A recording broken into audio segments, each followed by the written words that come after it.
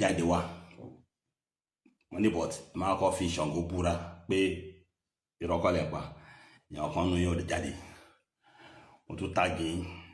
tẹ post mi sókè kẹ sọ pé kan tí mo sọ irọ́ ni mo ń debunk gbogbo erroneous concept ẹ̀ ń jù mi ò rí àwọn kan tako ẹ̀ mo wá fẹ́ fi eléyìí sí just very brief MS Baba olówó Èkó gbogbo yín yẹn ẹ ní fi Ṣàngó búra mọ́ sí nǹkan tó ń bá yín lẹ́rù nìyẹn ẹ ní fi Ṣàngó búra ẹ ṣe platform mi kó fine ẹ mú external host wa wọ́n ní mi ní join tẹ́lẹ̀ mo máa join ní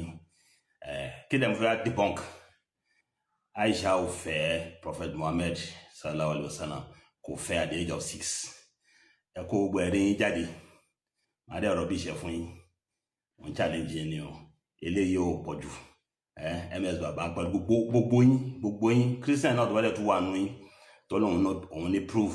nígbà Prophet fẹ́ ọmọ ọdún 6 kò mú jáde mi ní kò fẹ́ ọmọ ọdún 6 kò consummate anybody ní ọmọ ọdún 9 adé ìṣe but ẹ láti promise mi ò fariwo ọ̀rọ̀ Àìṣà yẹn la máa treat tó bá ti parí yẹn èyí tó bá tún ròyìn lójú ẹ tún pè mí again bọ̀bí yẹn máa ṣe àmúlùmọ́lá ọ̀rọ̀ Àìṣà pé she wasn't 6 at marriage òun la fẹ́ discuss àfáàlì Fágbà yes Àìṣà wasn't 6 gbogbo ẹ̀yin àfáà tẹ́ ń sọ pé 6 ní Àìṣà kò sí báyìí fẹ́ sọ 6 ní Àìṣà ẹ̀yin náà lè join wọn eléyìí sì ń fẹ́ fi ṣe kí eré àyẹ̀kọ́ close down.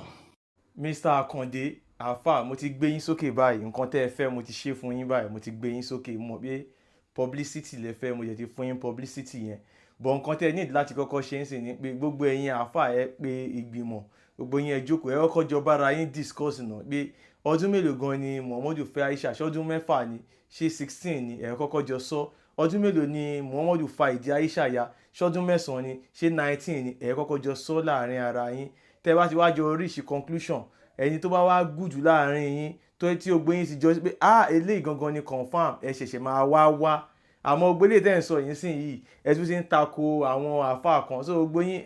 ìmọ̀ gbóyìn gan gbẹ̀ Islam kan rí jàgbàjàgbà ni àwọn kan sọ pé báyìí ni o àwọn kan sọ pé báyìí ni o kò bọ́pọ̀lọ́ mú ẹ̀sìn Islam ẹ̀sìn fún àwọn tí ò lè dárò orí ni náà ẹ fi àwọn ancestors lọ́dọ̀ tí yín ẹ fi wọ́n lẹ̀ tí wọ́n jà fitafita tí wọ́n defend ilẹ̀ Yorùbá fún yín ẹ fi wọ́n lẹ̀ ẹ wá lọ ń gbèjà àwọn Arab tó yẹ pé wọ́n fẹ́ wá gba ilẹ̀ yín ni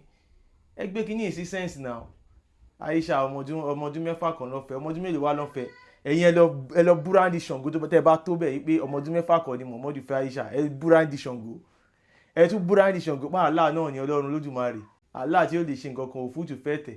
Aisha tí ó nìkan mo ti fún yín publicity tẹ́ fẹ́ o ẹ kọ́kọ́ lọ bá àwọn àfáà yẹn discuss náà torí mo gbé yín wò mo rí bẹ́ẹ̀ ṣe ń tag mi tẹ́ ń tag mi kan sọ̀rọ̀ ni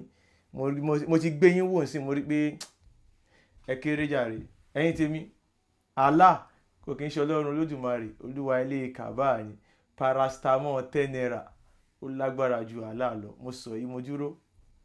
ó dìgbà.